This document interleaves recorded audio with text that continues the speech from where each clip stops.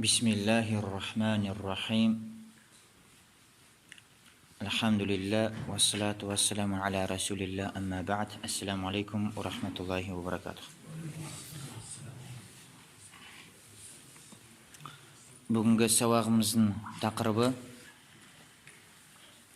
ва амарахум битоатихи ва нахахум ан ма'сиятихи. Алла Тағала итағат қылуға бұйырады және күнә қылудан қайтарады. Сабағымыздың тақырыбы амарахум битоатихи. Алла Тағала өзіне итағат қылуға бұйырады. Алла Тағала өзіне итағат қылуға бұйырады. Тек қана жай шақырып қоймайды, бұйырады итағат қылуға.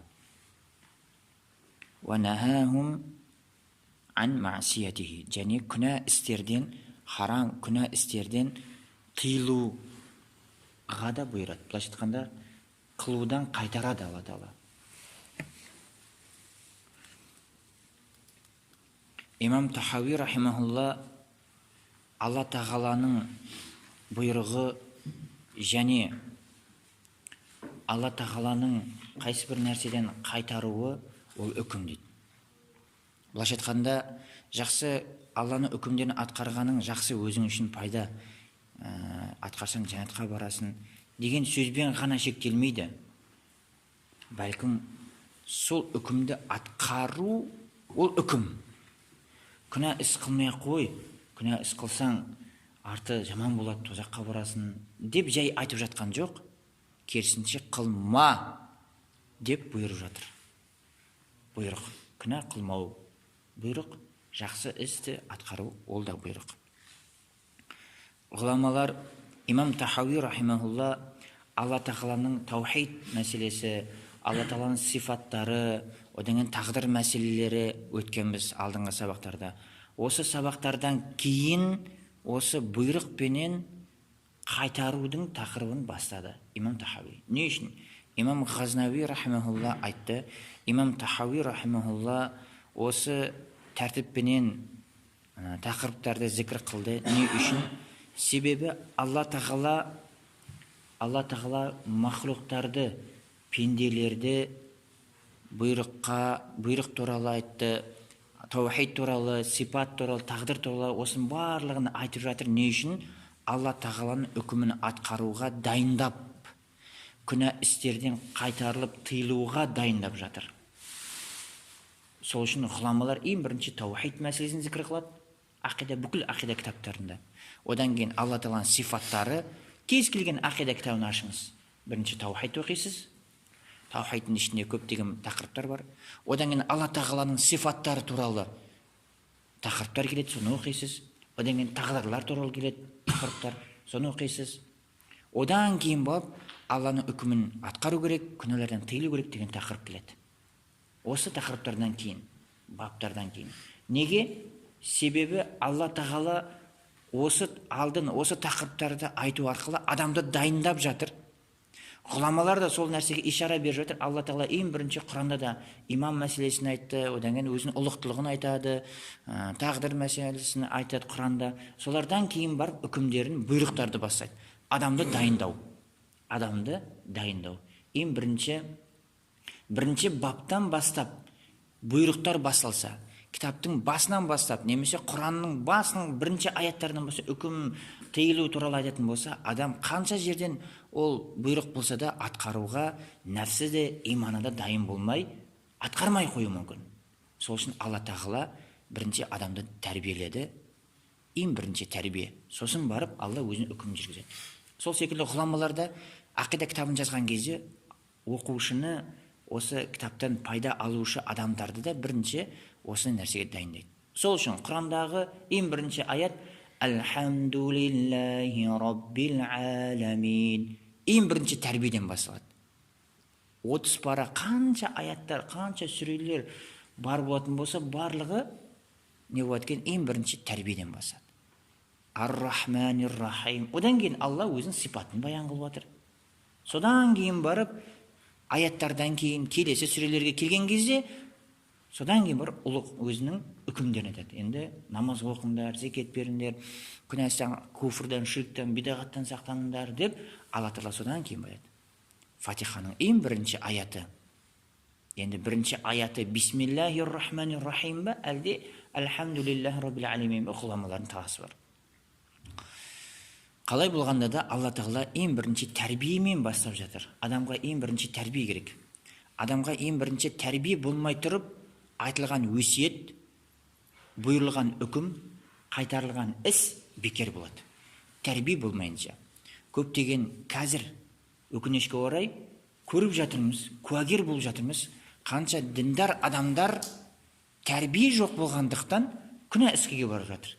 Былайша айтқанда, дін исламның жабынып, сондай харам істерге барады. Тәрбиенің жоқтығынан. Діни тәрбиеде және адами қасиеттік тәрбиеде жоқтығынан. Сол қоғамға зиян жеткізіп жатқан еліміздің дұшпаны, діннің дұшпаны болған адамдармен сөйлесіп, әңгімелесіп қарасаңыз, әке шешесі ажырасқан, немесе зинадан туылған, отбасында, яғни толық, орысша айтқанда, полноценный семьядан шықпаған адамдар. Сондай полноценный емес семьядан шыққан барлығы. Тым жақсы бір семьядан шыққандар өте сирек. Не үшін? Тәрбиенің жоқтығынан. Құранда ең бірінші аят тәрбиеден басталып жатыр. Ең бірінші аят тәрбиеден басталып. Инжилдің ең бірінші сөйлемі, аят секілді сөйлемі, Инжилдің ең бірінші қан төгістен басталады. Адам алейхиссаламның екі баласы Қабил және Хабил екі баласының қан төгкені туралы ең бірінші аятты, ең бірінші сөйлемдер сонымен басталады. Ал Құран ең бірінші Алланың рахымдығы, мейірімдігі, тәрбие, ар-рахманир-рахим, малики яумиддин, осылармен басталады. Бұл тәрбие. Тәрбие болмайынша адамға ілім пайда бермейді. Сол үшін имам Тахауи рахимахулла неседі, «Ва амарахум битоатихи», Алла Тағала өзіне итағат қылуға бұйырып жатыр, және күнәлерден тыйылуға бұйырып жатыр. Ғұламалар имам Тахауи рахим бұл бапты, бұл тақырыпты неге осылардан кейін алып келді десе, себебі Құранға иқтида. Құранда да Алла Тағала ең бірінші тәрбиемен бастайды, одан кейін өзінің сипаттарын баянғылайды, ұлықтылығын айтады, одан кейін бар Бақара сүресінің ішіне кірген кезде ғана үкімдер айтылады. Сол секілді ғұламалар да ақида кітабын жазған кезде, ақида кітабын жазғанда да бірінші таухид жазады, Алланың сипаттарын жазады, құдіреттерін, тағдыр мәселелері айтылады. Одан кейін енді кітаптың ортасына жақындай берген кезде бұйрықтар басталады енді. Адам енді истидат, іштей ол дайын болады қабылдауға. Зарият сүресі 56 аят. Зарият сүресі 56 аят. Бұл аят бәрімізге мәлім. وَمَا خَلَقْتُ الْجِنَّ وَالْإِنْسَ إِلَّا لِيَعْبُدُونَ. Мен жиндар мен инсанды жараттым, өзіме ғибадат қылдыру үшін деді. Егер бұл дүниедегі мақсат осы болатын болса, Құран адам үшін, адамның өміріне түскен болса, бірінші аят осы болу керек. Мен жиндар мен инсандарды құлшылық қылу үшін жараттым өзіме деген. Бірінші аят осы болу керек. Осы аят бүкіл үкімдерді барлығын өз ішіне қамтып алады. Намазыңды, зікіріңді, зекетіңді, оразаңды, харам істерді қылмау туралы барлығын осы аят өз ішіне қамтиды. Бірақ Зарият сүресі Құранның соңғы жақтарында келіп жатыр. Бірінші аят болу керек. Бірақ Алла Тағала бірінші аят қылған жоқ. Себебі адамдар ол нәрсеге дайын емес. Тәрбиеледі, адамдардың жүрегіне иманды орналаттырғаннан кейін барып Алла Тағала өзінің бұйрығын айтып жатыр. Енді бұл аятта Алла Тағала бірінші джиндарды айтты, одан кейін инсандарды айтты. Неге? Біріншіден ғұламалар айтты, бірінші джиндарды айтудан мақсат, шынымен бұл дүниеде Алла Тағала ең бірінші джиндарды жаратты. Екіншіден, бұл дүниедегі бірінші халиф джиндар болды. Үшіншіден, ғұламалар айтады, джиндар адамның өмірінен көбірек деген. Көптік жақтан жиндар көп, сол үшін бірінші зикр қылды. Жиндар жаратым және инсандар жаратым не үшін? Төртінші, жиндарда инсандарға қарағанда көбірек мүмкіншіліктері бар. Көбірек мүмкіншіліктері бар. Осы нәрселердің негізінде Алла Тағала бірінші жиндарды баян қылды. Негізі бұл дүниедегі негіз ол адам, мына планета, мына қазіргі әлемдегі мақсат адам. Жиндардың тағдырлары шешілген олардың. Жиндардың тағдырлары шешілген. Олардың барар жері тозақ. Олар ешқандай енді жақсылық үміт етілмейді олардан. Тағдырлары шешілген. Тек инсанның тағдыры ғана белгісіз. Аллаға ғана мәлім, адамдарға белгісіз. Оның ішінде жұмаққа баратындар бар, тозаққа баратындар бар. Демек, мәселе инсанға болса, онда инсан бірінші зікір қылыну керек еді.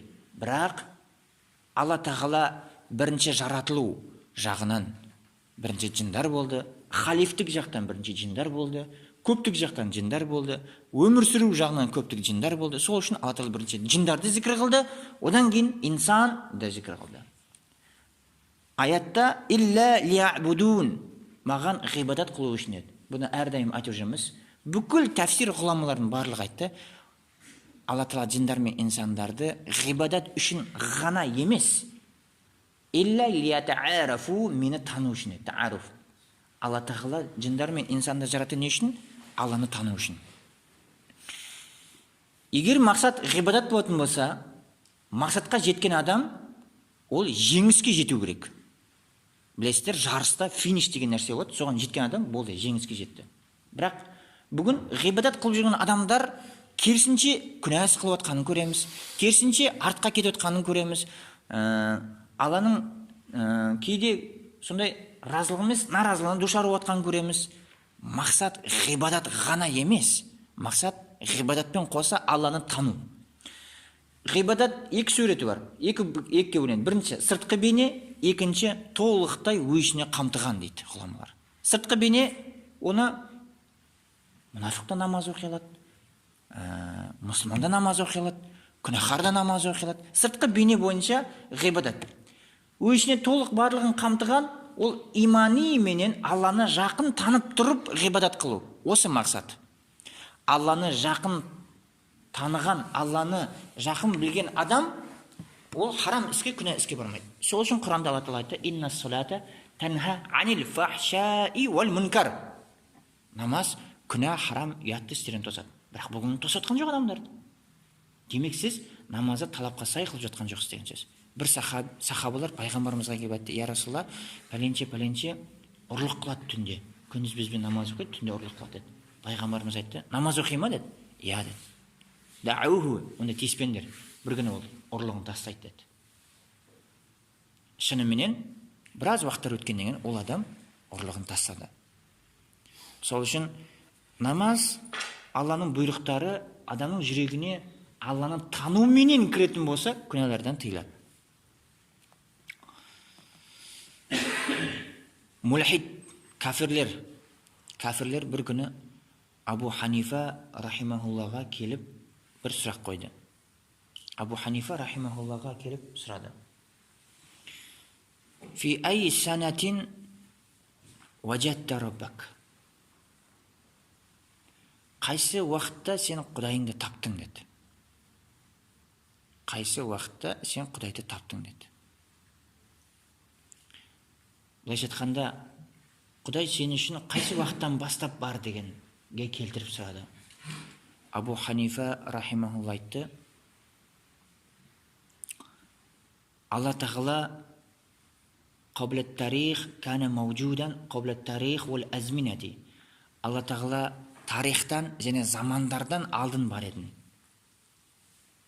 لا شيء قبله لوجوده. Алла Тағала бар болу үшін одан алдын, Алладан алдын ештеңе жоқ деді. Қалай ол түсінбедік деді кәфірлер. Не деп жатсың деді. Имам Абу Ханифа рахималла сұрақ қойған адамның дәрежесіне түсіп тұрып сөйлейтін. Ғалым болса ғалымша, кәпір болса кәпірлерше, мұнафиқ болса соған жараса, философтар болса соған жараса. Не деп кеттің деді. Түсінген жоқ кәфірлер. Абу Ханифа рахималла айтты: 4 деген цифр бар деді, иә? Иә. 4 деген цифрдан алдын қандай цифр бар деді? Олар айтты, 3 деді. 3-тен алдын қандай не бар деді? 2 бар деді. 2-ден алдын не бар деді? 1 бар деді. 1-ден алдын не бар деді? Ештеңе жоқ деді. Абу Ханифа рахимахулла айтты, қара, цифр, ол цифрды біреу ойлап шығарды. Сол ойлап шығарған нәрсе бір бітіп, одан алдын ештеңе жоқ болып жатқан болса, сол цифрды шығарған хақиқи Алла тағаладан алдын не болу мүмкін деді. Үндемей қалды. Кәфірлер үндемей қалды. Одан кейін олар айтты, жақсы. Енді қазір сенің осы құдайың, Алла деп атқан құдайың, қазір қайда қарап тұр деді. Біз ақида мәселесінде айтқан едік, ақида мәселесі философиямен өте сабақтас, өте жақын. Философия деген сөз және ақида деген сөз екеуі бір-біріне ұқсас. Адам кірген сайын арғай төмен түсе береді. Кәфірлер сұрады, айна яттаджиху раббак, сен құдайың қай жаққа қарап тұр қазір деді. Абу Ханифа рахимахулла айтты, айтыңдаршы деді, қап-қараңғы бөлмеде бір майшамды жақсаң, сол майшамның жарықтығы қай жаққа қарап тұрады деді. Олар айтты, бүкіл жаққа қарап тұрады деді. Алла тағала адамдардың барлығын, мақлуқтардың бәрін жаратты, және барлық жаққа қарап тұрады. Алланың назарынан тыс ештеңе жоқ деді. Алланың назарынан тыс ештеңе жоқ деді. Аятул Курсиде Аллаху ла илаха илля хувал хайюл қайюм ла таъхузуху синатун. Синатун деген үлбіріп кету. Уала наум, ұйықтау. Алла тағаланы үлбіреу де, ұйықтау да деген нәрсе Аллаға ол жат. Яғни Алла тағалада үлбіреп кету, ұйықтап кету, ұйықтау деген нәрсе жоқ деді. Алла тағала қайсы бір нәрсеге назарын салмайтын болса, ол нәрсе шіріп, іріп, жоқ болып кетеді, бытышты жоқ. Алла бүкіл нәрсеге қарап тұр, бүкіл нәрсені біліп тұр. Бір қолдан жасалған нәрсе, майшам, қап-қараңғы жерде, оның бір тарапы жоқ болса, бір қарауы жоқ болса, сол майшам деп жаратқан Алла тағала туралы не деп ойлайсыңдар деді. Сол қараңғылықты жаратқан, сол жарықты жаратқан, сол нұрды жаратқан, хақиқи нұр деді. Мулхидтер осылай сұрақ қойды. Сол үшін кейбір уақытта мұсылмандардың арасында осындай иманға қажеті жоқ сұрақтар қояды. Алла тағала қайда қарап тұр, не істеп жатыр, қай жерде отыр, тұрып жатыр, отырып жатыр, бір жерге отырды, бір жерде, тағы да ішінде, сыртында деген сияқты. Кәфірлер солай сұрақ қоятын. Абу Ханифа рахимахуллаға кәфірлер солай сұрақ қойды. Абу Ханифа рахимахулла Құранмен, хадиспен жауап берген жоқ. Ол адамдар, сен Құранмен жауап берсең, қанағатсызданады. Олардың өздерінің ақылдарына жараса жауап берді. Әрбір нәрсе Алла тағаланың бұйрығынан тыс ештеңе кете алмайды. Құран-ы Каримде Исра сүресінде, Каф сүресінде ағаштың жапырағынан, ағаштан бір жапырақ түсетін болса да, Алла тағаланың үкімінен түседі деді. Алла тағала қайсы бір нәрсеге үкім шығаратын болса, Алланың үкімін қайтарып өзгертуші ешкім жоқ. Одан кейін имам Тахауи рахимахулла айтты: "Ва куллун яджри би қудратихи ва машиятихи." Имам Тахауи рахимахулла айтты: "Куллу яджри би қудратихи ва машиятихи." Әрбір нәрсе Алланың құдіретімен, Алланың қалауымен жүреді деді. Болып тұрады деді. Бұлайша айтқанда, әрбір пайда болған нәрсе бұл дүниеде, әрбір пайда болған нәрсе ол Алланың қалауыменен, Алланың ұлықтылығыменен, құдіретімен болды. Жақсы нәрсе болсын, жаман нәрсе болсын. Бұл әхлі сүнна уал жаманың ұстаным ақидасында осылай. Муътазилеттердің, захириттердің кейбірлерінің ақидасы бойынша жаман нәрселерді Алла жаратқан жоқ, жақсы нәрселер жаратты, жаман нәрселерді адам өз жаратады дейді. Екінші, одан кейін муътазилеттер айтады, адам өз іс-қимылын өзі жаратады. Өз жаратады дейді. Және кейбір тағы да басқа адасқан топтарда да не болады екен? Алла тек жақсы нәрселер жаратты, жаман нәрселерді адам өзі жаратады. Адамда жарату деген сипат жоқ. Дәлил Софат сүресі 96 аят. Софат сүресі 96 аят. Аллаху халақакум ва ма та'малун. Ашық айтып тұр. Софат сүресі 96 аят. Аллаху халақакум ва ма та'малун. Алла тағала сендерді жаратты, және сендер қылып отқан нәрселерді де жаратты. Отқан сендердің іс-қимылдарында да Алла жаратты. А оны қылу немесе қылмау ол сенен. Муътазилеттердің ақидасы жоқ, адам өзі жаратады, өзі қылады дейді. Адамда жарату деген сипат жоқ. Немесе тағы да басқа бір адасқан топтардың ұстанымдары, сенімдері бойынша адамда жарату деген сипат бар дейді. Алла тағала не деп отыр Софат сүресінде? Аллаху халақа, жаратты кум сендерді, ва ма та'малун, сені амал қылған нәрселерінде де Алла тағала сендер соны жаратты дейді. Бүкіл нәрсені, жақсында, жаманда Алла тағала бүкіл нәрсені жаратты. Ал енді соны жақсының қылу, жаманын қылмай қою, немесе жаманын қылу, жақсының қылмай қою, ол адамның өзінің ихтиярымен болған нәрсе. Былайша айтқанда біздің амалымызды Алла тағала жаратты. Адам өз жаратты деген дұрыс емес, адасқан ақида. Ан'ам сүресі 102 аят. Ан'ам сүресі 102 аят. Холиқу кулли шейин.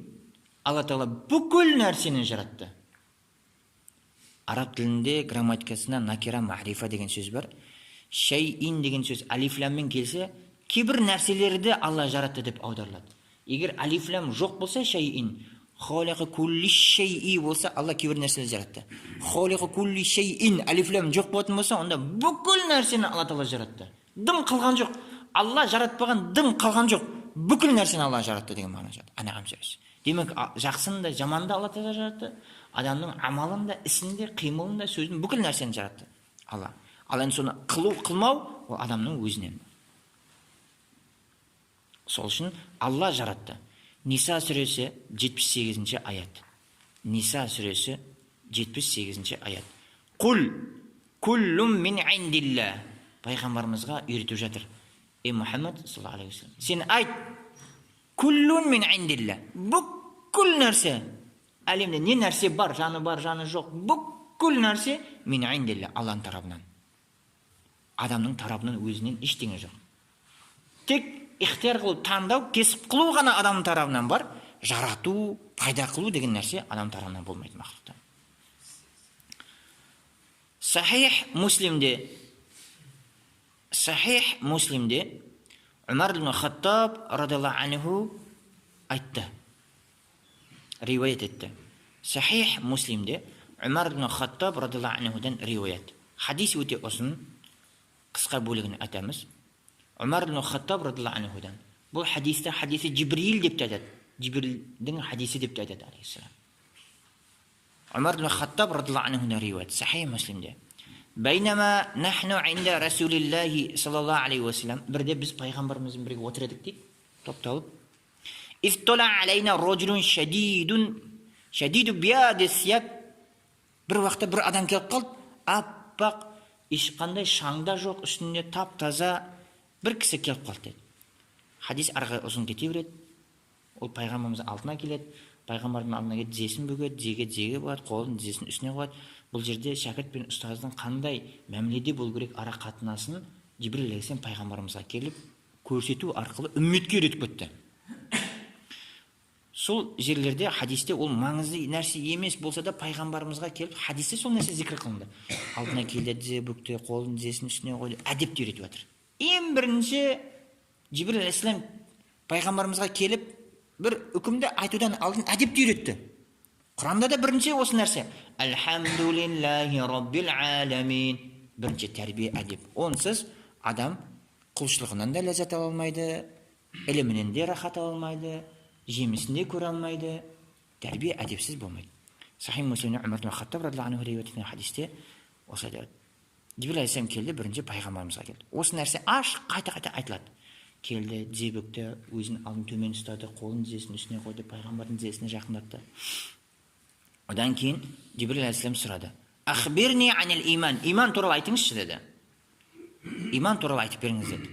Пайғамбарымыз айтты: تؤمن بالله وبملائكته وكتبه ورسله واليوم الآخر وتؤمن بالقدر خيره وشره.